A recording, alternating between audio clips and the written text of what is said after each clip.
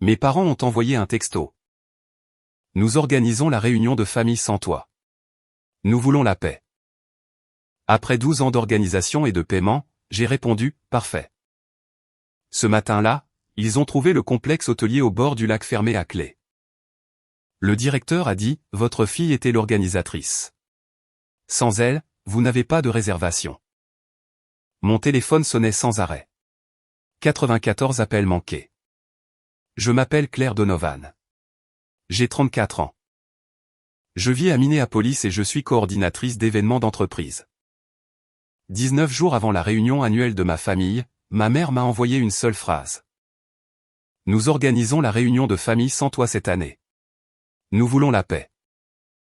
Pendant 12 étés, j'avais utilisé mes jours de vacances pour inspecter les lieux. Négocier des blocs de chambres.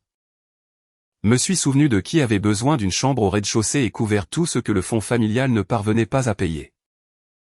Une fois. J'ai payé des frais d'annulation tardive de mon propre compte courant parce que 3 membres de la famille avaient changé leur plan et que personne d'autre n'avait répondu à l'email du complexe. Personne ne m'a remercié. Ils ne remarquaient que lorsqu'il manquait quelque chose. J'ai lu le message. Le soulagement est venu en premier, si vif que cela ressemblait presque à un rire. Puis la culpabilité est venue. Mon pouce a survolé l'écran pendant qu'un instinct me disait de m'excuser. De demander ce que j'avais fait.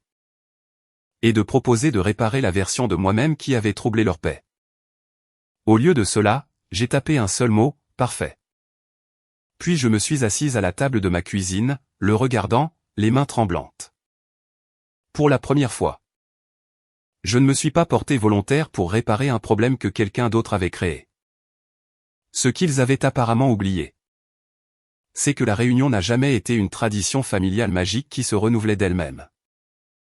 Chaque chambre, repas, clés et activités au bord du lac existaient parce que je l'avais fait exister grâce à ma petite entreprise d'organisation d'événements. Le contrat de cette année attendait ma signature finale et mon acompte. Leur message est arrivé avant que je ne signe l'un ou l'autre. J'ai envoyé un avis écrit expliquant exactement ce que cela signifiait et ma mère a répondu. Nous nous en occupons. Je l'ai cru.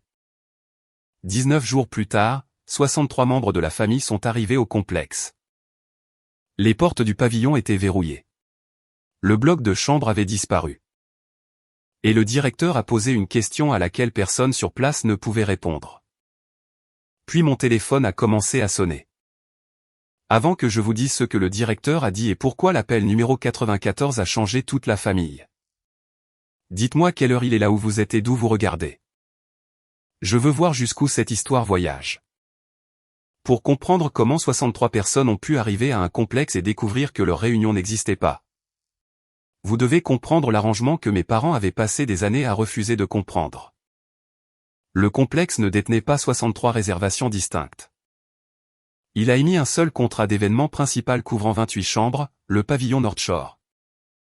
2 dîners avec traiteur, un buffet de petit déjeuner. L'accès au quai et une croisière en ponton le samedi. L'accord était au nom de Clear Day Events. La petite SARL que j'avais créée pour mon travail en freelance. J'étais la partie contractante, l'organisatrice autorisée et la garante. Le complexe traitait avec moi parce que j'avais une assurance. Une carte de visite avec suffisamment de marge pour la compte et l'habitude de ramener le groupe chaque été. Les membres de ma famille payaient mes parents en versements inégaux. Mes parents m'envoyaient tout ce qu'ils collectaient. Je payais les fournisseurs. Absorbais les déficits et courais après les remboursements tardifs une fois que tout le monde était rentré chez soi. Le système était insensé, mais il s'était développé progressivement. La première année. Je suis intervenu lorsque mon père a oublié de réserver suffisamment de chambres. L'année suivante, ma mère a dit à tout le monde que j'étais si doué pour ces choses. À la 5e année, l'aide était devenue un devoir. À la 8e année, mes parents ont cessé de demander avant d'annoncer les dates. Ils publiaient que tout était réservé alors que j'étais encore en train de négocier. Quand j'ai suggéré de les ajouter comme co-signataires. Mon père a dit pourquoi compliquer les choses ? Tu connais le directeur. Quand j'ai proposé de collecter les acomptes avant de réserver. Ma mère m'a accusé de donner à la famille l'impression d'être des clients. Ainsi, mon nom restait sur le risque pendant que le leur restait sur la bannière de bienvenue. Cette année, j'avais négocié une réservation provisoire, pas une réservation finalisée. Le complexe a envoyé l'accord final le 3 mai avec une date limite claire. La signature et un acompte de $9 800 dû le 12 mai à 17 h. Jusqu'à ce que les deux arrivent. L'inventaire n'était que temporairement bloqué. Après la date limite, les chambres et les espaces événementiels retourneraient à la vente publique. Comme le week-end coïncidait avec un tournoi de pêche et de mariage. La directrice des ventes m'a prévenu que rien ne pourrait être restauré une fois libéré. J'ai transmis cet avertissement à mes deux parents en mars, en avril. Et de nouveau à l'arrivée du contrat. Puis, le 6 mai, ils m'ont exclu pour avoir la paix. Je n'ai annulé les chambres de personne. Il n'y avait pas de chambres individuelles à annuler. J'ai simplement refusé de signer une nouvelle obligation légale pour un événement auquel on m'avait ordonné de ne pas assister. Moins de 15 minutes après avoir répondu, « Parfait ». Je leur ai envoyé un deuxième message à tous les deux. Comme je ne serai ni présente ni coordinatrice. Je n'exécuterai pas le contrat principal ni ne paierai la compte. La réservation provisoire expire le 12 mai à 17 h. Vous devez contacter le Lake Marin Resort avant cette date pour créer un nouvel accord à votre nom. Le complexe ne peut pas transférer ou discuter de mon compte professionnel sans mon autorisation. Écrite. Veuillez confirmer que vous comprenez. Mon père a répondu en premier. Compris. Ma mère a suivi avec nous, nous en occupons. S'il te plaît, respecte notre demande d'espace. J'ai pris des captures d'écran. Sauvegardez le fil de discussion par email et mis en copie la directrice des ventes du complexe sur une note finale me libérant de la négociation. La directrice a répondu qu'elle serait heureuse de rédiger un nouveau contrat pour mes parents s'ils la contactaient avant la date limite. Je n'ai pas bloqué cela. Je n'ai pas dit au complexe de les rejeter. Je n'ai pas caché le numéro de la directrice. Il figurait dans chaque message et sur le site web du complexe. J'ai même transféré le tableur de la réunion à mes parents, le nombre d'invités, les besoins en accessibilité, les notes sur les repas, les contacts des fournisseurs et une liste de contrôle intitulée Actions requises avant le 12 mai.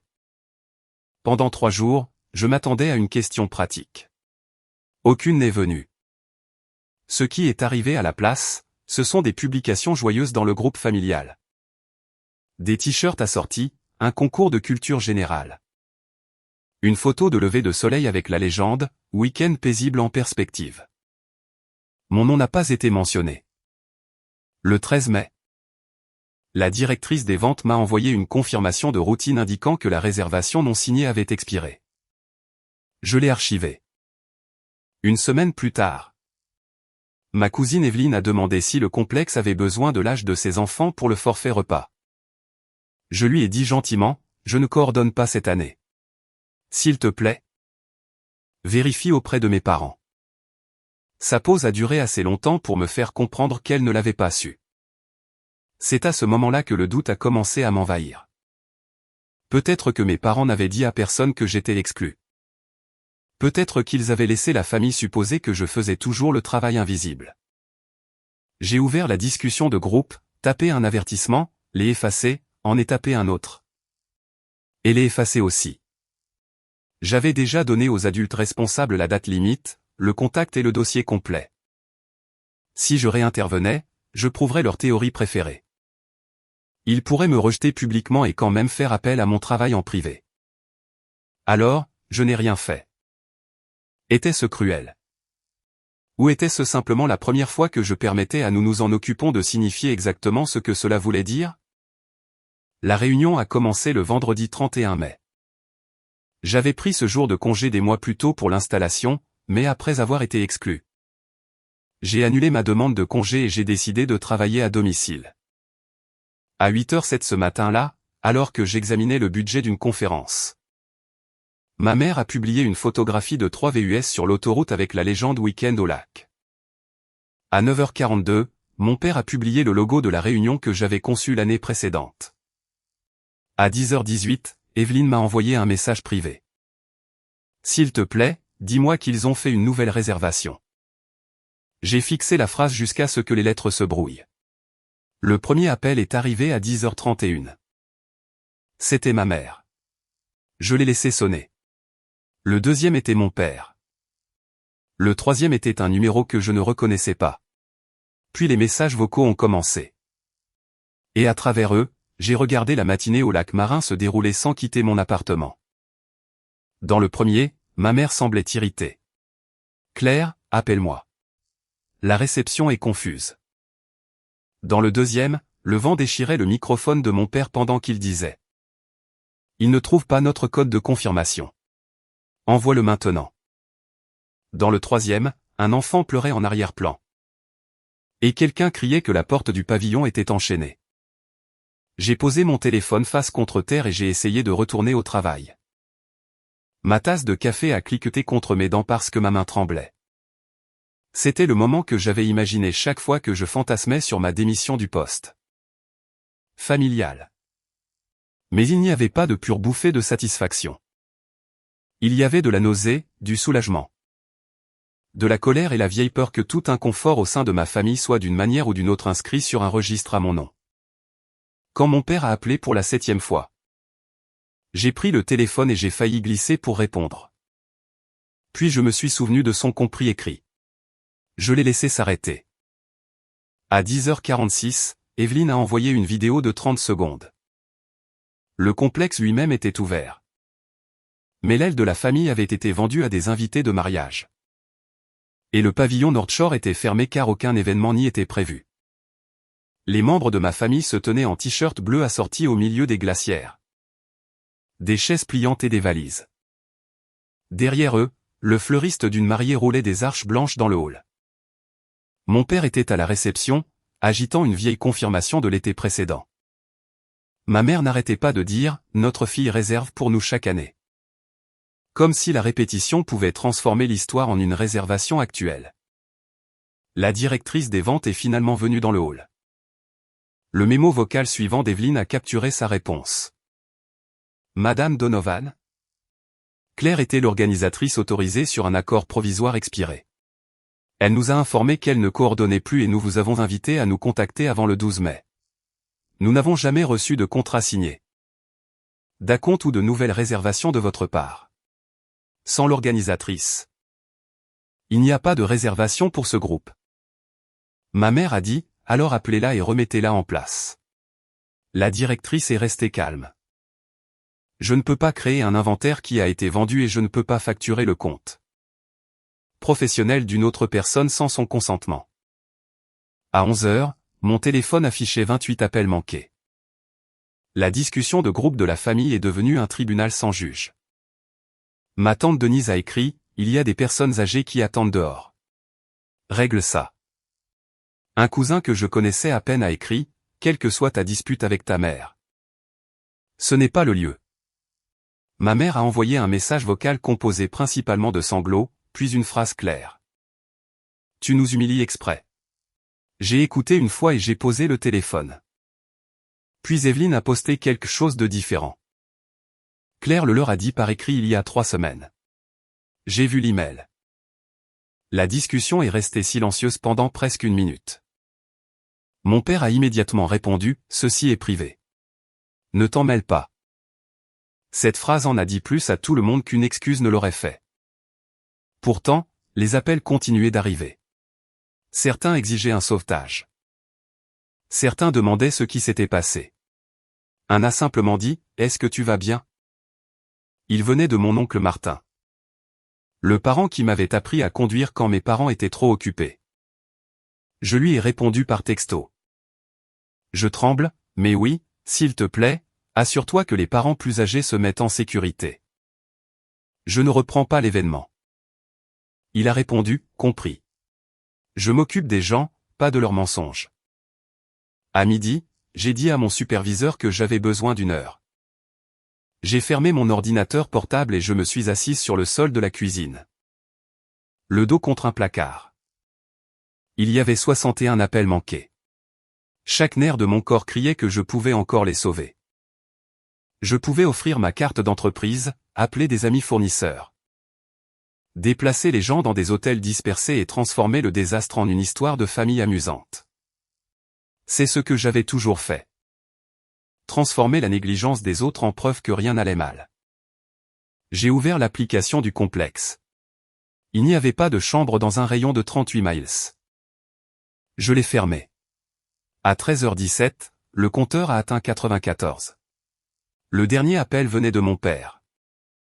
Son message vocal était calme, ce qui le rendait plus dangereux que les cris. Claire, si tu ne règles pas ça, la famille ne te le pardonnera jamais. Mon doigt a survolé le bouton de rappel pendant une faible seconde. Je voulais le supplier de comprendre que je n'avais pas fait ça. Puis la vérité m'a frappé avec une clarté parfaite. Il ne me demandait pas de sauver la réunion. Il me demandait de sauver sa version de l'histoire. Je n'ai rien supprimé, n'ai répondu à personne et j'ai envoyé une seule ligne au groupe. Veuillez adresser les questions logistiques aux personnes qui ont dit qu'elles s'en occupaient. Les conséquences sont arrivées par fragments. Evelyne m'a tenu au courant, mais seulement après m'avoir demandé si je voulais savoir. Je lui ai dit de m'envoyer des faits, pas des commentaires. À 13h30, le dernier hôtel voisin a vendu ses 2 dernières chambres. À 14h05, mes parents ont trouvé 13 chambres dans un motel en bord de route à 38 miles de là. Mais le tarif avait triplé à cause du tournoi de pêche. 13 chambres n'étaient pas suffisantes. Oncle Martin a donné sa chambre à ma tante Lorraine de 78 ans. Qui avait besoin d'un réfrigérateur pour son insuline et a dormi dans son VUS. 2 familles plus jeunes ont fait 90 miles en voiture pour retourner vers Minneapolis. Une autre a loué un chalet avec une seule salle de bain pour 11 personnes. 3 parents ont simplement fait demi-tour et ont commencé des trajets de 6 heures pour rentrer chez eux. L'argent a commencé à filer. Ensuite, mon père a mis 11 960 $ de frais de motel sur une carte de crédit. 5 locations de vacances d'urgence ont coûté 6 400 $ de plus. La navette affrétée que ma mère avait réservée indépendamment a quand même facturé 3 200 $. Même s'il n'y avait pas d'événement au complexe pour transporter les gens. Un photographe et un duo acoustique sont arrivés. Ont découvert qu'il n'y avait pas de pavillon et ont conservé leurs acomptes de 2 500 $. Mes parents ont alors promis un dîner dans un steakhouse pour empêcher tout le monde de partir. Avec les taxes, le pourboire et un supplément pour salle privée. Un repas malheureux a coûté 7 700 $. Au coucher du soleil, leur week-end paisible leur avait coûté plus de 31 000 $. Et cela n'incluait pas les parents qui demandaient le remboursement des contributions qu'ils croyaient avoir sécurisées pour les chambres du complexe. Je n'ai pas aimé entendre ça. J'avais passé des années à me dire que si j'arrêtais d'aider, le soulagement serait pur. Ce ne fut pas le cas. Quand Evelyne a décrit ma mère pleurant derrière le motel pendant que mon père criait sur un représentant d'un site de réservation. Mon estomac s'est noué. J'ai imaginé leur visage. J'ai imaginé tante Lorraine épuisée après le trajet. Pendant 10 minutes, j'ai arpenté mon appartement et je me suis détesté. Puis j'ai ouvert l'email où ma mère avait écrit « Nous nous en occupons. S'il te plaît. Respecte notre demande d'espace. » Leur humiliation était réelle, mais leur décision aussi. À 16h12, mon téléphone a sonné avec le numéro de l'oncle Martin. J'ai répondu parce que je pensais qu'il pourrait y avoir un problème médical. La voix de ma mère est passée à la place. Elle avait emprunté son téléphone après avoir réalisé que je ne répondais pas au sien. « Claire, s'il te plaît, a-t-elle chuchoté. Ils ont trouvé une auberge à 1 heure d'ici qui peut prendre certains d'entre nous. Mais ils veulent 12 000 $ maintenant. Ta carte à la limite. Nous réglerons plus tard. » L'expression « régler plus tard » m'avait déjà coûté des années d'économie. Est-ce que tante Lorraine est en sécurité? Ai-je demandé. Oui, mais ce n'est pas la question. Tout le monde nous regarde nous effondrer. Alors quelle est l'urgence? Sa voix s'est durcie. Ta famille est bloquée parce que tu as tout annulé. Je n'ai rien annulé. Tu as retiré l'organisatrice avant qu'un contrat n'existe. Je vous ai donné la date limite et papa l'a confirmé. Tu m'as exclu de la réunion, mais tu t'attendais quand même à ce que ma carte de crédit y soit. Elle s'est remise à pleurer. Tu entends à quel point tu sembles cruel? J'ai failli m'excuser. Le mot est monté automatiquement, prêt à faire ce qu'il avait toujours fait. Effacer ma limite avant que quelqu'un d'autre n'ait à en ressentir une. J'ai pressé ma paume contre le comptoir de la cuisine jusqu'à ce que le bord me fasse mal. J'entends quelqu'un qui ne paie pas 12 000 $ pour cacher votre choix. Puis je lui ai demandé de rendre le téléphone à Martin et j'ai raccroché.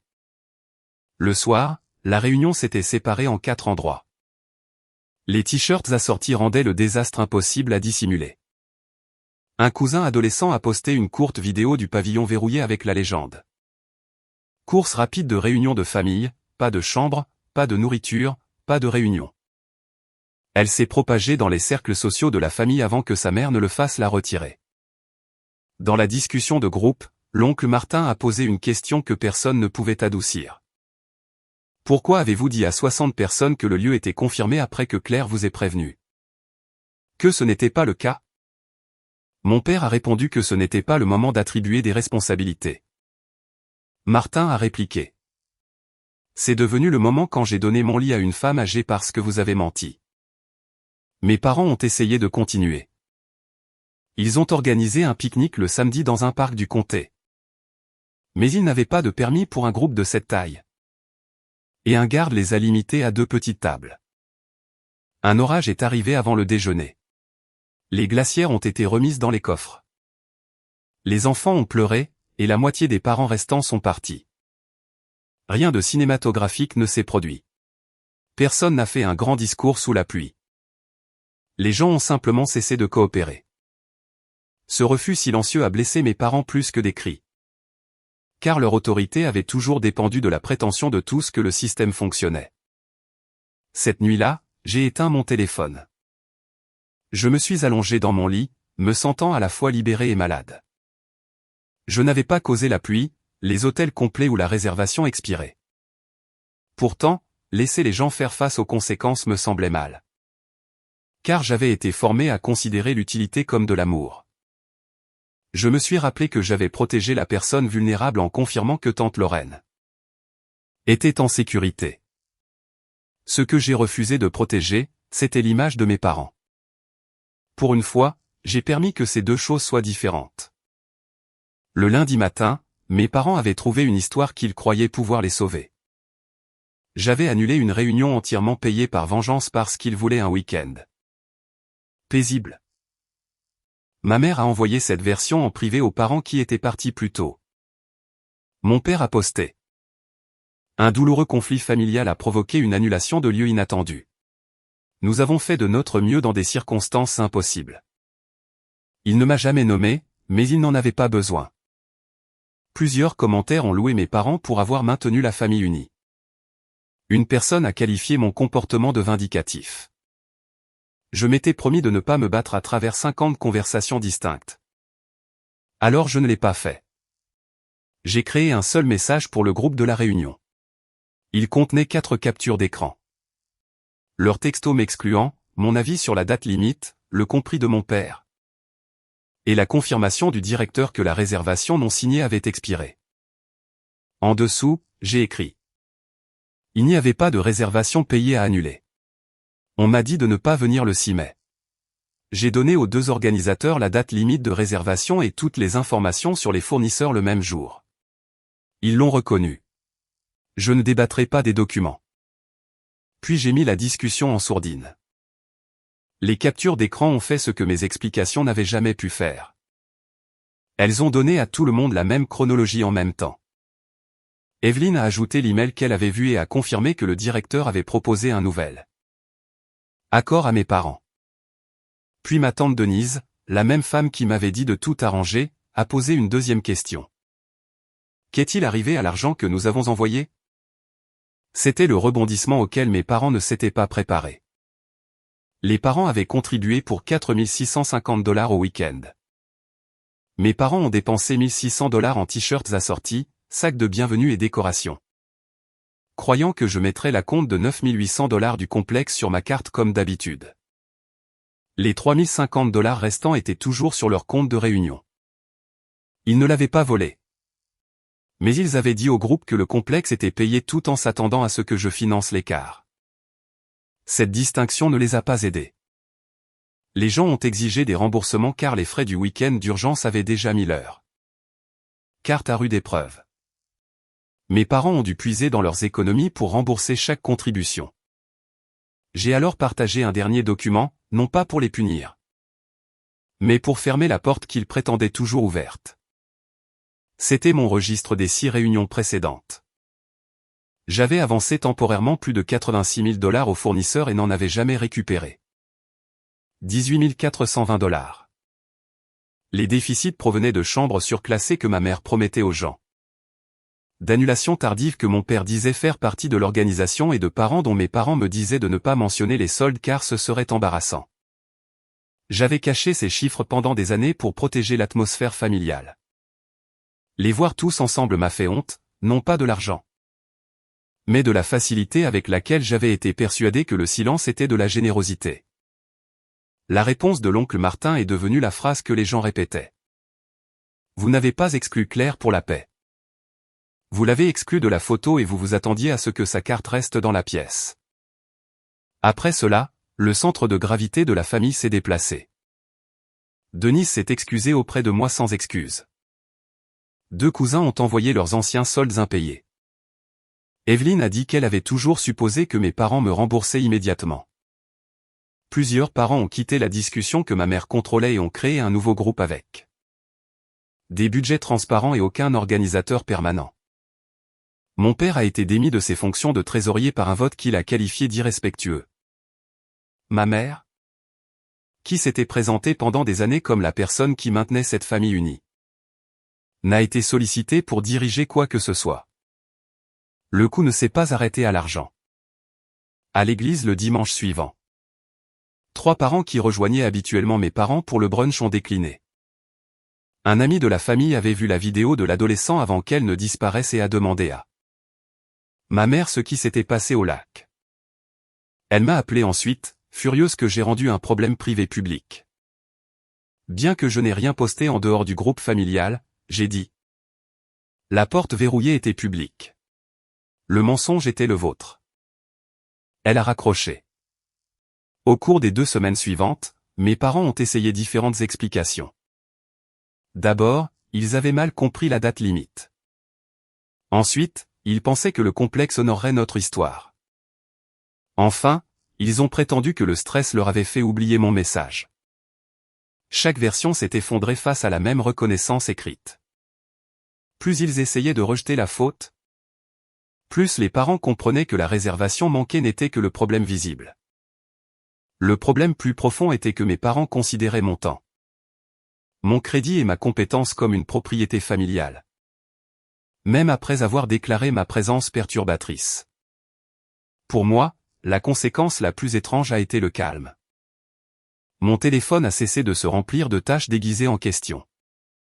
Personne ne m'a demandé de comparer des menus, de corriger un tableur diététique ou de persuader un fournisseur de renoncer à des frais.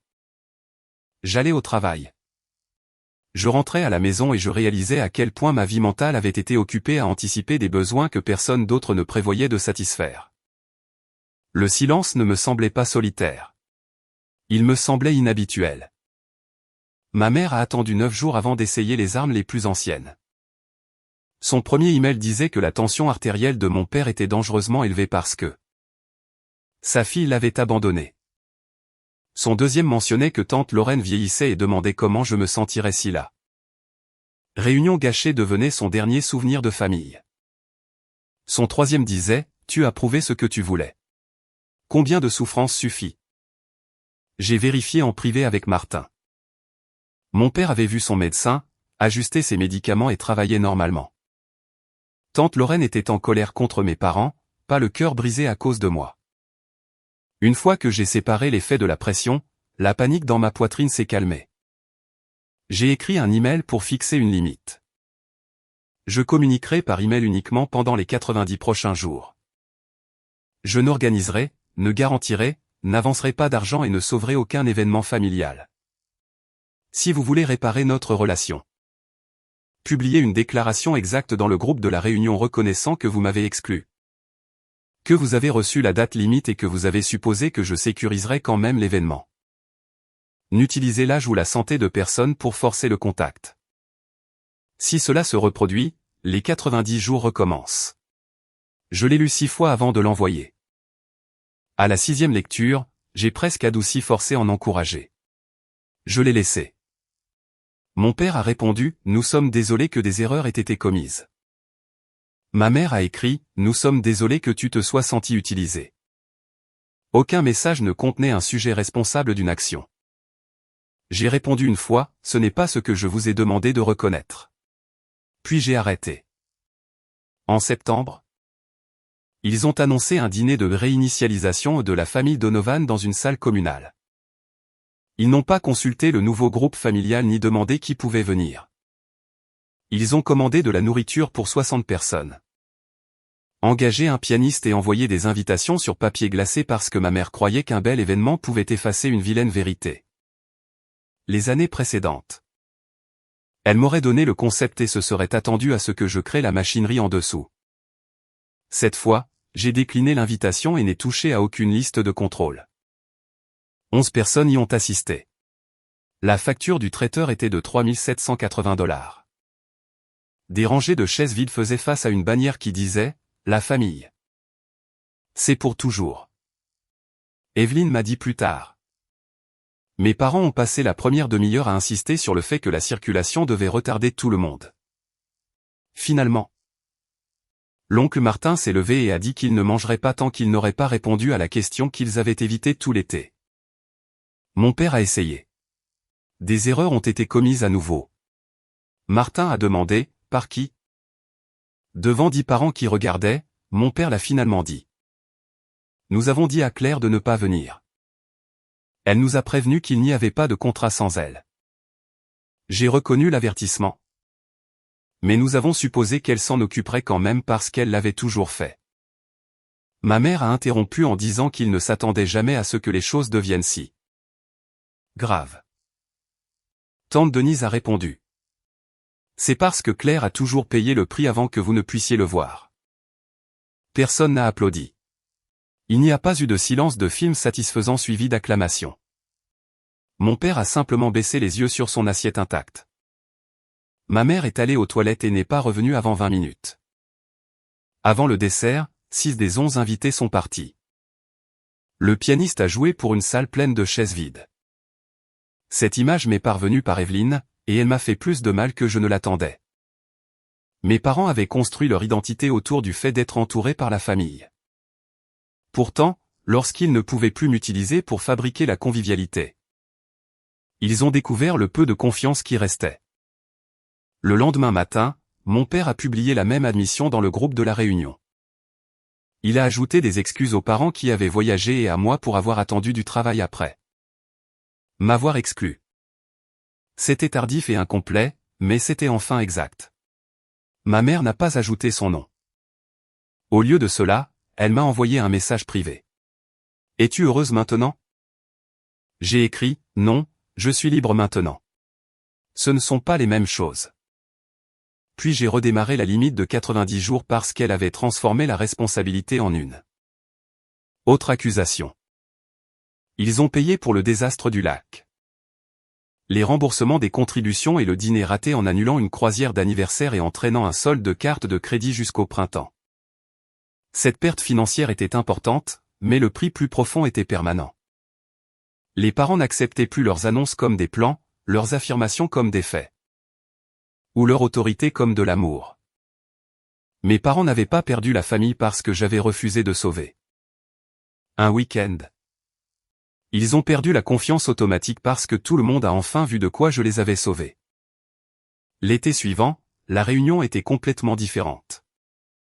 Un comité de 5 personnes a choisi un parc public, a publié le budget, a collecté les acomptes avant de signer quoi que ce soit et a attribué une tâche à chaque foyer.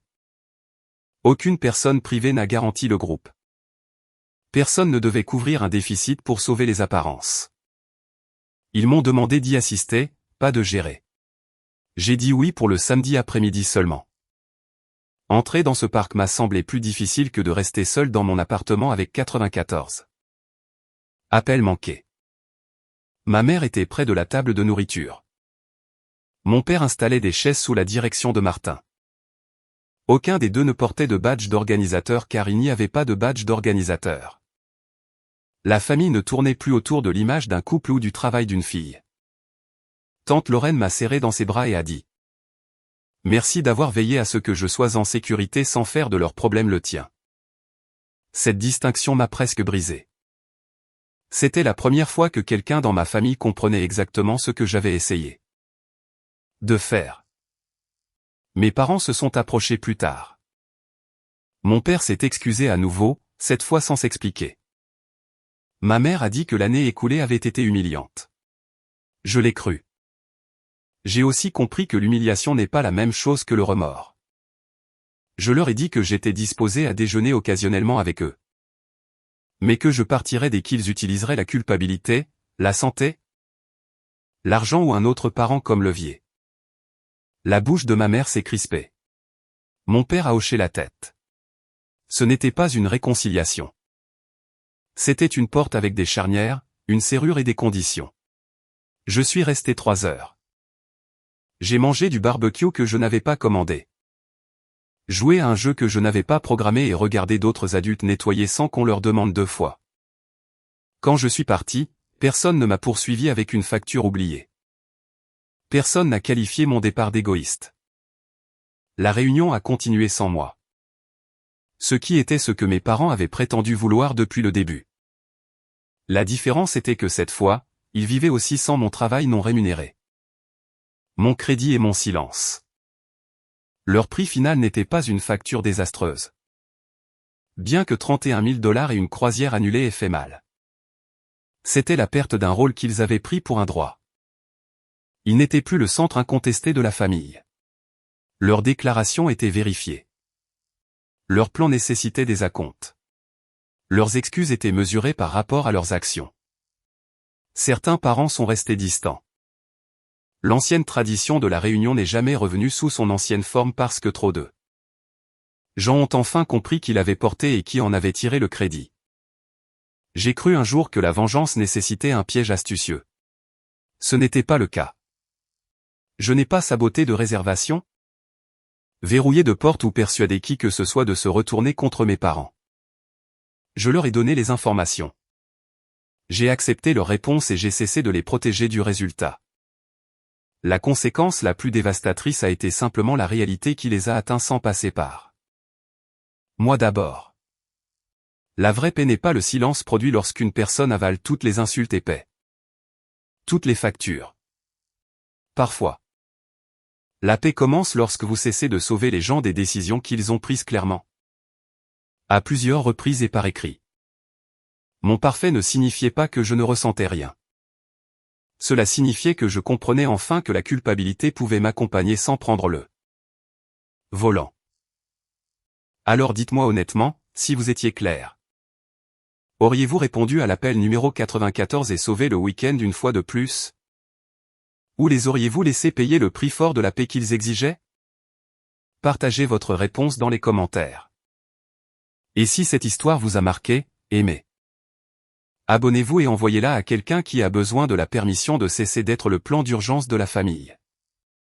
Merci d'être resté avec cette histoire jusqu'au tout dernier moment. Tous les personnages et événements sont fictifs et créés uniquement pour une réflexion dramatique et un divertissement. Nous espérons que cela vous rappelle que lorsque les gens continuent de vous demander de comprendre leur douleur tout en ignorant la vôtre, la relation est devenue déséquilibrée. Vos sentiments méritent aussi de l'espace, pas seulement les excuses.